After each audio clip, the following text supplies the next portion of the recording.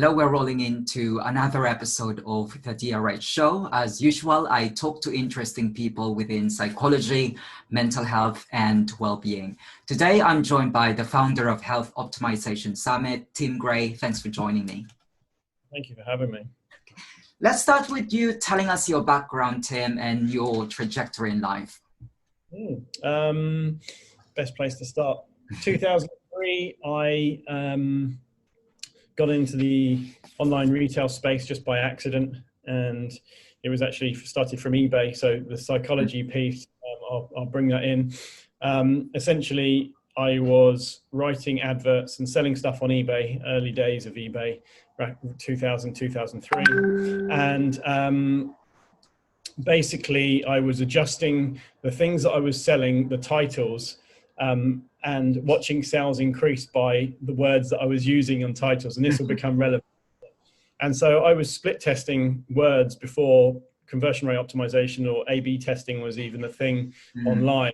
And I would see that when I used certain words or worded things better and really picked out the value points of the things that I was selling, that they sold significantly better and for more money.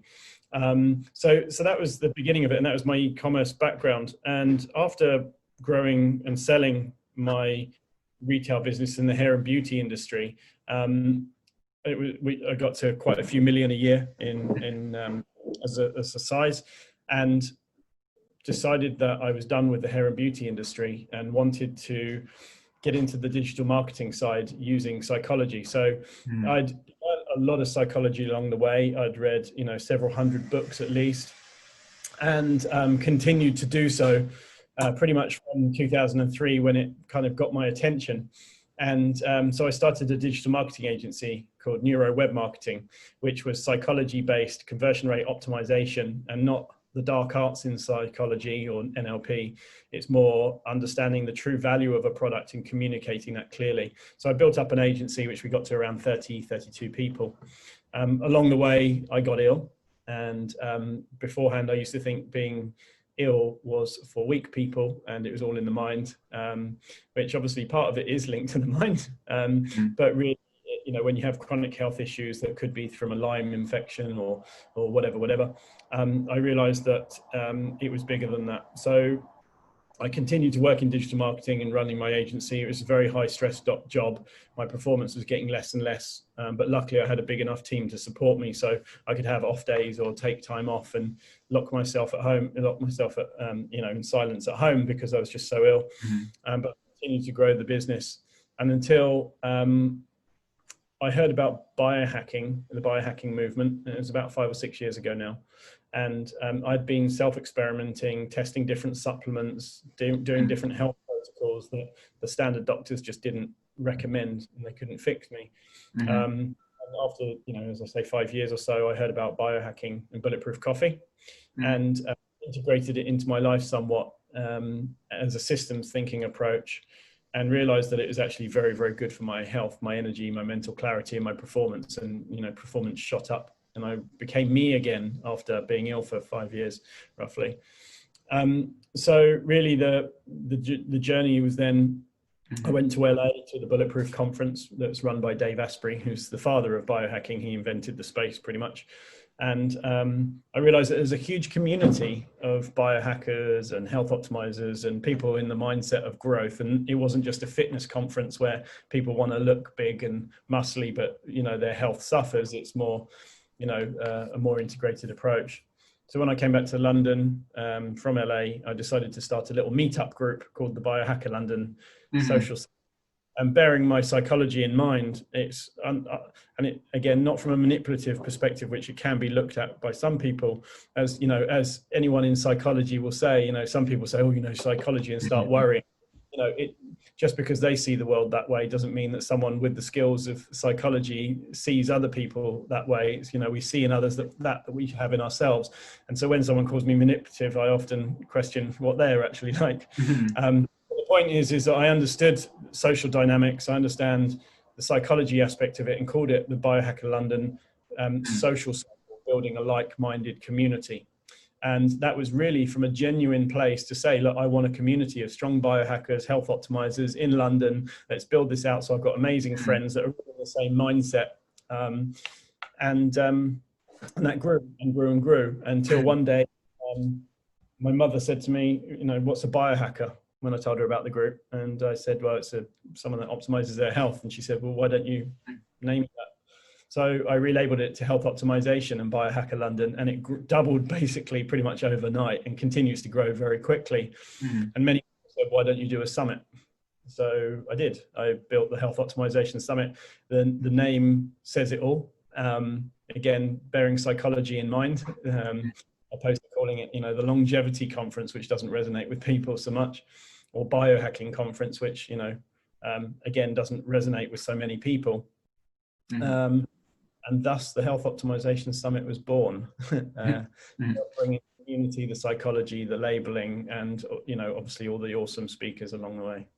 Thank you for giving us a good background of your trajectory of what led you to do biohacking. But for us who's not aware of what biohacking is or health optimization is, could you just sort of explain to us what exactly is biohacking? Yeah, biohacking is a systems thinking approach to optimizing your health or performance. That's basically what it is. It's not editing your genes or your cat's genes to make it glow in the dark. Called CRISPR, CRISPR, and that's gene editing stuff. That's not true biohacking. It's basically about optimizing your health and performance. And for instance, it could include yoga, it could include, holistic health or whatever. But the point is as a biohacker, you say, here's my problem, i.e. I've got immune issues or I've got chronic fatigue. What do I need to do in terms of modalities to help me fix that, and track using, something like my Aura ring here, which tracks my deep sleep, my REM sleep, my light sleep, my respiratory rate, my heart rate, my heart rate variability, my activity and everything just on here. So I know that, for instance, if I use blackout blinds, then my deep sleep will be greater and I'll feel better. Tracking it along the way. So it's a systems thinking approach to optimizing your health and performance, tracking it wherever possible, such as if you have high cholesterol, changing your diet specifically. You can have a glucose monitor put into your arm very easily and track your glucose levels, and changing your diets, removing bad fats, and then seeing your cholesterol levels change and come down without having to take medication. And so it's really is a systems thinking approach to all of that. And it's picked up so well because it's made health fashionable. It really has brought a lot of the different spaces together that in the past it was either the medical world or it was holistic wellness side of things. But now really it's the quantification of the medical world in the wellness world brought together. And as a result, people are getting healthier very quickly, and it's making it fashionable. So who can benefit from biohacking? Well, pretty much everyone, in all honesty. So when we stopped people on Oxford Street and said, do you want to biohack yourself? Less than a percent of people even knew what it was, let alone saying yes. But when we stopped them and said, do you want to optimize your health? 95% of people said yes. 4% of people said yes when we said for a loved one. And 1% of people are in the typical London 200 miles an hour, get out my way, I've got to get back to the office type mode. So it shows that really it's 99%, actually more of the population. And especially with all chronic diseases and things like that on the rise, and especially with world pandemics going on, optimizing your health becomes even more important. It's not optimizing your health, having a face mask. It's saying, well, what do I need to do to make sure that I have the best chance of survival with all the things going on in the world? Whether it's a migraine and people don't realize that can be fixed over a period of time, or whether it's chronic fatigue and the doctors haven't been able to help them, or whether or not it's sleep issues, they can't get to sleep every night. It covers all of these things, which is pretty much everyone. And one thing that I commonly find is that a lot of people actually don't realize that they have health issues. They just deal with these little symptoms on a daily basis, continually take a medication or put up with once a week or whatever, when, it could be that they're just dehydrated and they don't realize that they need to add the right minerals in. So it really does cover the majority of people, which is why it's so, when it's been relabeled as health optimization, it's grown very quickly in the UK. Just because people are realizing that there is another way of fixing things properly, opposed to just kicking the can down the road or sweeping it under the rug. Now, Tim, you mentioned about the importance of taking minerals and hydration. What would you say is the most important general wellness supplements and products we should be using? Before that, even, I would say that supplements are supplements to supplement with. And products, well, we didn't evolve with these products. We didn't evolve with this toxic air, and we didn't evolve living in a 15-story skyscraper. We evolved wearing leather on our feet or barefoot. We evolved with spring water or a river or a stream, mineral rich, because it's obviously been filtered down through the stones, through the rocks. We had sunlight on our bodies. We weren't in air-conditioned offices with fake blue light. And I think before any of this, and I often talk about the fundamentals of health, which is where you should start in your biohacking journey, but really ancestral wisdom, or should I say ancestral normality, needs incorporating before you start taking more supplements or taking any supplements. And also, before you start chucking supplements down your throat, you should really look and have, for instance, a test done. One I particularly like at the moment is called the relojo-howell by Genova Labs. And what that does is it looks at you on a cellular level. It's about metabolomics. So you look at what your cells are missing, i.e. what you're deficient in, and supplement based on the deficiencies. It also looks at the cell to see what is in the cell that shouldn't be, such as, heavy metal toxicity or something like that. So really, it's like when people say, oh, I want to get a blood test, what do I get? So, well, one, I can't advise what to do because I'm not a health practitioner. I'm just a health optimizer, a biohacker. I do say that if you are going to supplement, make sure you work with a functional medicine practitioner and get the right tests done. Now, the right tests are based on you as a person or what your goals would be. So if someone's saying that they've got brain fog, I would initially look at, for instance, for myself, I would look at a gut bacteria test, and I would look at my hydration levels, and I'd get an intercellular level test done just to see if I am deficient in some of the minerals, because that can often help oxygenation of the brain, which helps the brain wake up. And if you're deficient in things because your gut's deficient in your microbiome, specific microbiome, you're not going to digest your food and get the nutrients from your food. So it's really one step before just which supplements, what should I take? But really, I mean, the overarching thing is nature. Get your shoes off, get in the grass, or swim in the sea if you're near it, because we get free electrons from the earth, which is like the negative part of our body, of our battery system. We obviously get the positive photons from the sun, and the free electrons from the earth actually find the free radicals that we produce and pair, which basically neutralizes them, which reduces inflammation and promotes healing, and actually helps with our red blood cells to be equidistant opposed to clumped together, which helps with blood flow and oxygenation and things. So really grounding, getting sunlight, hydrating with the right minerals are, absolutely critical. That will then help balance hormones and help with sleep, which means that you'll feel better and you won't be so emotional, because obviously emotions are heightened when you have lack of sleep, as we all know. And as a result, when our sleep is better, we have significantly better health and longer lifespan, because when we sleep, we are actually reversing the damage that we've done during the waking hours. But if we're still heightened, or we have eaten late in the day, or we're not sleeping properly, we're not going to reverse that damage, and we're going to age quicker as well. So it all ties into before the supplementation. But if someone wants to just take a supplement for taking the sake of a supplement because it's fashionable, then go and go and test them if you like, which is what I did for many years. But really, after nearly 10 years of it, it's really refined down to the point where, why do something inefficiently? Why not do it efficiently based on what you actually need? I know that was a long answer, but I hope that answers your question. That really answers. I was just going to follow up. And what should we be avoiding? Mm. The very obvious things, well, for me, is often when I speak to some people, they say, wow, I didn't never thought of that. But for me, it's a very basic thing. That's because I've been immersed in it for so long. So for me, it's avoiding bad oils, for instance, is number one for removing sunflower oil, rapeseed oil, products, basically, because the extraction process is nasty. And by removing those things alone, people's guts improve significantly, very, very quickly. So stick to coconut oil and have olive oil instead. That's a really good one to remove. So avoid crappy oils. I'd also avoid blue light, and I know that sounds ridiculous if you've never heard this before, but blue light, which is sunrise, or any LED light, including our phones. This is blue.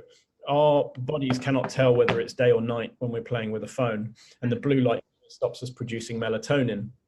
Now, what that does is it means that we don't have enough melatonin, which means we don't sleep properly. So by removing blue light, then we sleep better, and then therefore we are healthier and happier. Now, when I say removing it, you'll see a lot of biohackers or a lot of people in the health space wearing red glasses or orange glasses.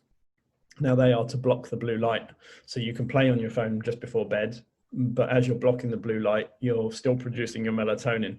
So those are really the main things to remove. And also, not to sound woo-woo, but toxic relationships as well are something that should be removed. I think one thing that I've learned on this journey is that I have 1,000 times more people in my network now, if not more. And the ones that really cause you 80% of the problems are usually the 20%, which is the ones you should avoid. And life becomes so much happier and healthier and fun when you do eject the toxic relationship. So of course you don't want to just eject them without trying to nurture a relationship first, but that's one of the key things for health as well. It ties in. Brilliant advice. So, Tim, a lot of people would be asking, so how would you differentiate biohacking from traditional medicine, like the mainstream medicine that advises us about, getting well and staying well? Basically, what I'm trying to ask you is this biohacking, is this backed by scientific research? Yes and no. So the medical world, and understandably so, cannot adopt many things very quickly because, for instance, if they listened to everything that they heard all the time, they would have no system or structure. So I appreciate that when a doctor goes through all of their training, they've been practicing for years, a lot of the time they learned 20 years ago stuff that was written 10 or 20 years before that. It's not necessarily quick and agile. Now, a biohacker can say, well, let's look at the new technologies, let's look at the new supplements, let's look at everything. And because a biohacker or general public don't have a medical license, they aren't at risk at losing it for themselves. So it's basically saying, I'm going to listen to the advice of my traditional doctor. I'm going to listen to the advice of my functional medicine doctor. I'm going to do my own research, and I'm going to test where safe on myself. And I'm not saying testing dodgy things like testing a magnesium supplement to see if your neck muscles relax at night, for instance, a classic one, or if you go and have IV therapy. So essentially you have a lot more freedom within biohacking to test the things that for instance, the things they use on movie stars in prep to filming, or things that they use on astronauts or pro athletes, or new things that are evolving, like, for instance, these blue blocking glasses, classic example, very simple, very safe, widely adopted in the alternative health space, very well known. And yet traditional doctors don't recommend them yet. They recommend sleeping tablets, which we evolve with sleeping tablets, and we don't have a deficiency of sleeping tablet. We have a deficiency generally of melatonin, or our brain is going crazy because we're so stimulated from our day. So that's a classic example of how biohacking brings your awareness to a lot more things, i.e., what's the problem, what's the solution, let's look at the best solution. Whereas the doctors have a piece of the puzzle, not necessarily the full width. That's why I always say for people starting on this journey, if you do have chronic health issues or emergency care, go to a functional medicine doctor, because they look at the best of all of the practices together from a medical perspective, but they still don't have as much freedom as you would do yourself, researching and looking at the gurus online of what they've actually done and have worked for themselves. So yeah, I mean, doctors don't even recommend melatonin yet as a supplement. In fact, it's illegal to sell in the UK, even though it's a natural kind of more natural than a sleeping tablet. So yeah. Yeah. I could relate with melatonin because I used to take melatonin before coming here in the UK. I'm from the Philippines. I used to take melatonin because I've got sleeping problems. Now, what I want to ask you, Tim, is what's the most unusual thing that you've done in the name of biohacking? It's a really good question. Well, I've done a lot of crazy things. All calculated risks, obviously. The craziest to the outside world, or the craziest to me? It's a very interesting question. The most unusual, from an outsider perspective. If you haven't heard of biohacking, you might probably find certain practices related to biohacking a bit unusual. You were talking about oils earlier. That's not really unusual, but are there certain things that, it would seemingly be normal for familiar with, biohacking practices, but what would you say you've done something unusual? I'll go back to the blue blocking glasses. I mean, it's unusual to the general public to walk around with orange glasses. So I've been Holland the last week, and in Holland, where let's just say it's a bit more relaxed with drugs. Walking around with my orange lens glasses on, and people are still looking at me like I'm a bit crazy. So the perception is, why is he wearing these orange glasses? Or they think I'm stoned. I wasn't, by the way. But the point is that for the outside world, it's like, why is he wearing these orange glasses? And even when I'm in Old Street in London, for instance, there's some people are laughing at me for wearing them, even though it's a basic thing. I'm out late, the lights are on, it's very blue, wear your blue blocking glasses. So that's one of the crazy ones for the outside world perception. Various other things I've had peptide therapy, which is a new, I guess, a futuristic thing that's happening in the medical world, and it's widely adopted in the States. So I had it recommended while I was over there. There's one that's called BPC 157, yeah, that helps repair, especially of the gut lining. So it's a peptide which is based on, essentially, a protein is a protein, and it's built up of amino acids. So when you digest that protein, it goes protein, peptide, amino acid. Peptide is a chain sequence, almost like an instruction to the body to do something that actually comes from the body originally. They've now isolated those peptides, which gives it instructions to do things. Now, I haven't tested this one, but there's one, for instance, that can help you tan much easier. So with 10 minutes of sun a day for 5 days, you'll be beautifully tanned. That's called melatonin, I think it is. Melatonin. Okay. Yeah. And there's various other things that instruct the body to do certain things. Like there's one help regenerate the liver much quicker. So, I mean, yeah, I've tried one type of peptide so far for healing, recommended me by a functional medicine doctor. Yeah, so some people, like for instance, my brother would say, you're absolutely crazy for trying that. Well, in the UK, yeah, it's not prescribable, it's not recommended yet, but in America, it's widely adopted already by some of the most advanced guys. So yeah, that would be one thing, Now, Tim, you mentioned earlier something about Asprey. Aside from him, who are your inspirations? Dr. Joseph McCullough. He's joint first stroke second place with Dave Asprey. Dr. McCullough, I actually knew of him 10 years ago, and I've subscribed to his email and read every one of them for 10 years.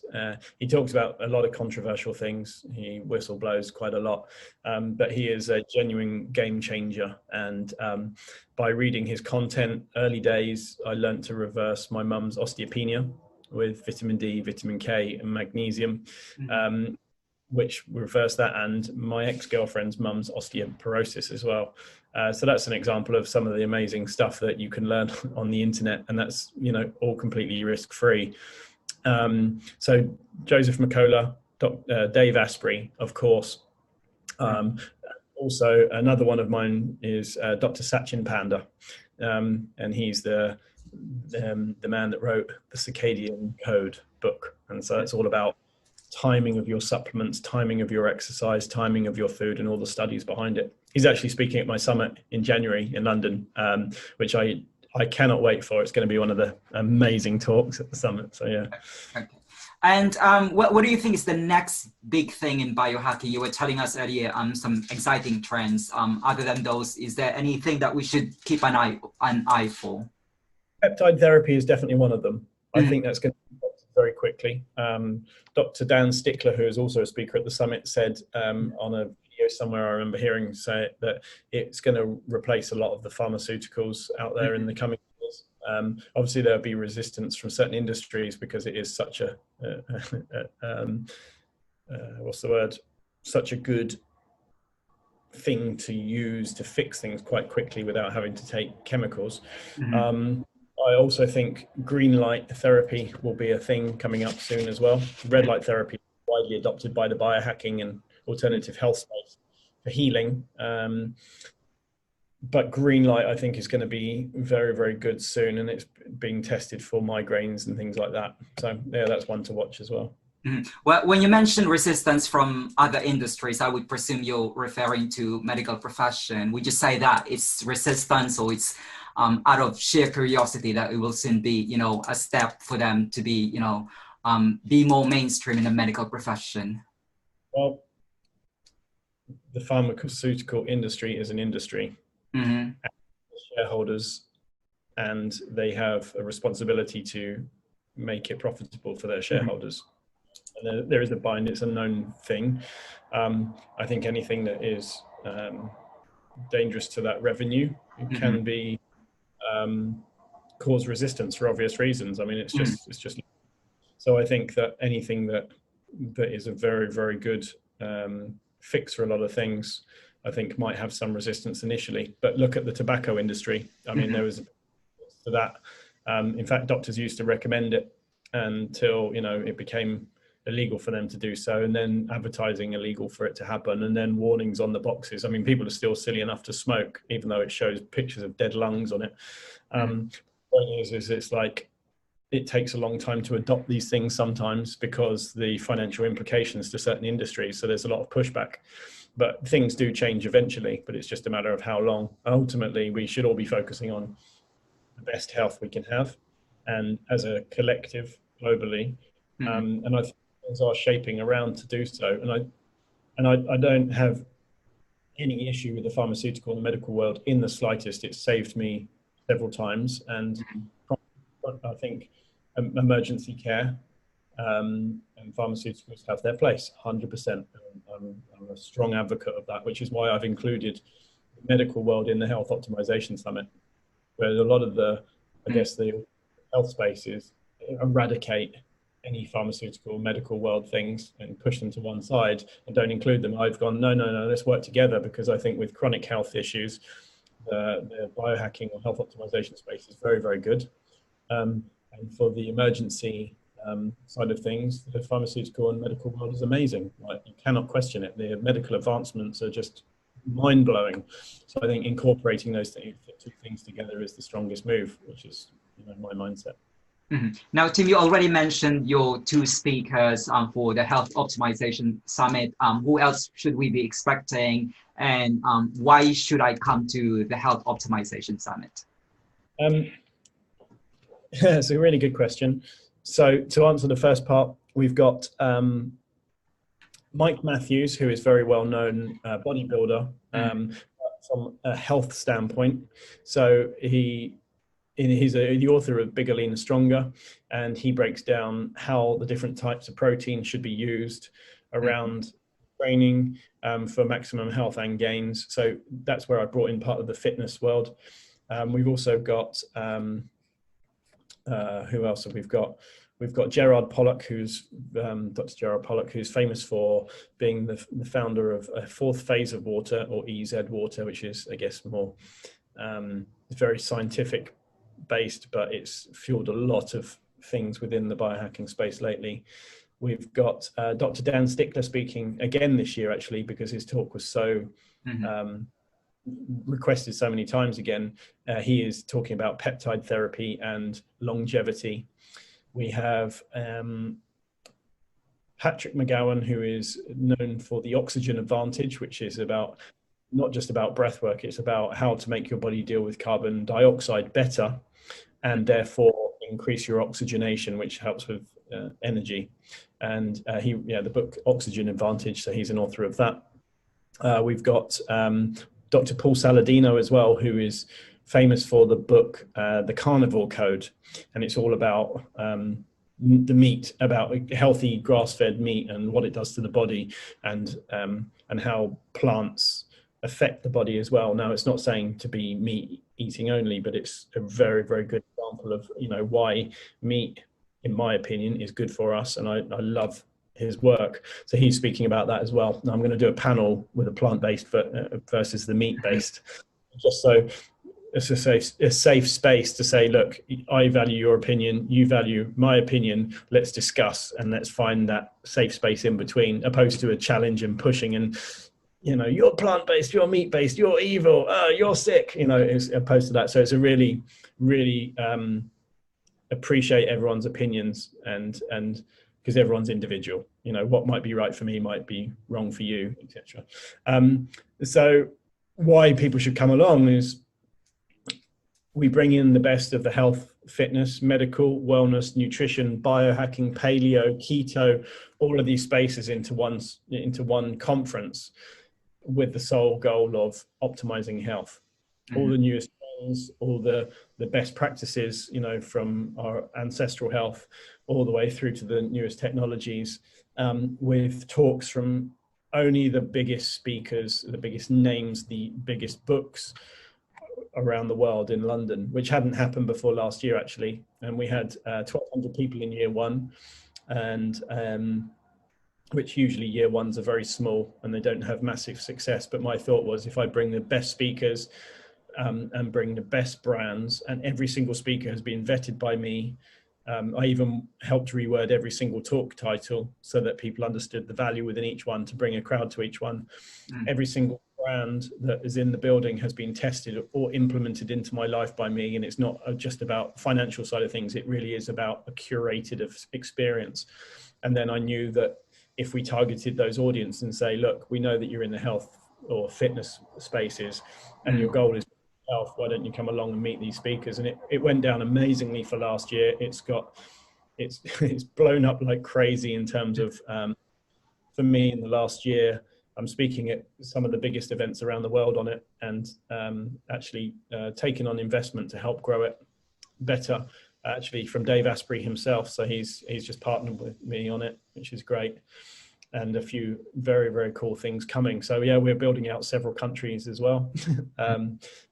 So it really did go down a treat. And I think in terms for England, we haven't seen anything like it before, other than just fitness festivals and things that really isn't focused around the health so much, more about them making money, getting lots of different exhibitors in. So it's a curated event of speakers and exhibitors and meeting a tribe. And many people came along and have made quite a few good friends, and the community is growing like crazy. So yeah, it's really, really, really rewarding. So just to clarify, this is not going to be an online event, because a lot of events in London are being turned into an online event. I'm also organizing an event, and I was forced to do it on an online event. So yours is live. Yeah, it is. Yeah, so it was planned for the 12th and 13th of September in Olympia, but it was the responsible thing to do to push it out a bit further. So we're 30th and 31st of January.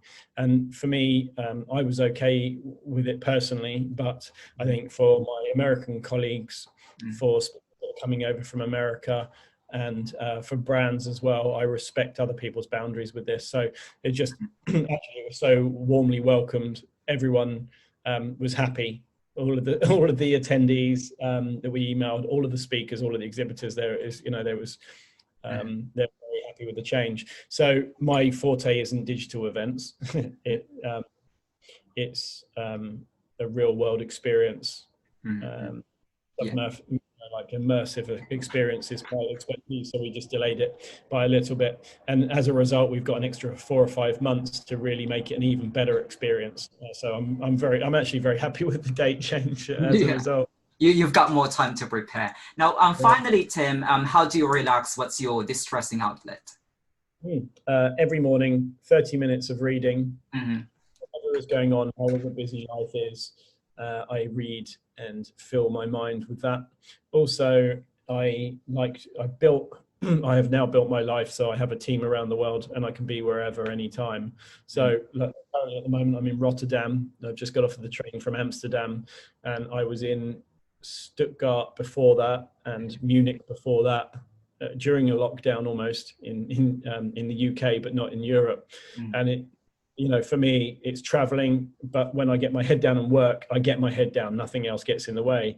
But that's generally 4 hours a day now, except for in the 6 weeks before the summit, where my head is just in the summit or around the clock.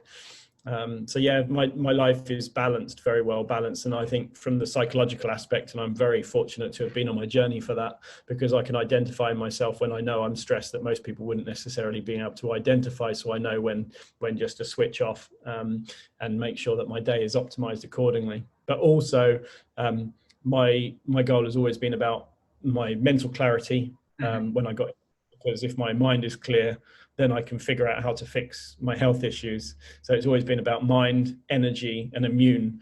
And now this year has been about building my body up and physical. So my next thing has been building up, working out, doing press ups, sit ups, chin ups, going to the gym, and focusing on my body. So that is now how I unwind. And it's actually, I couldn't understand people that did it. And I was just like, why would they enjoy that? But when you're into it, it's really, really rewarding, and it's a nice mental space to really think and relax. So yeah, that's yeah, brilliant. Well, it's been an insightful conversation with you, Tim, but unfortunately our time is up. Thank you for sharing your time and expertise, and I look forward to hearing more about your event, the Health Optimization Summit. Thank you. Thanks for having me.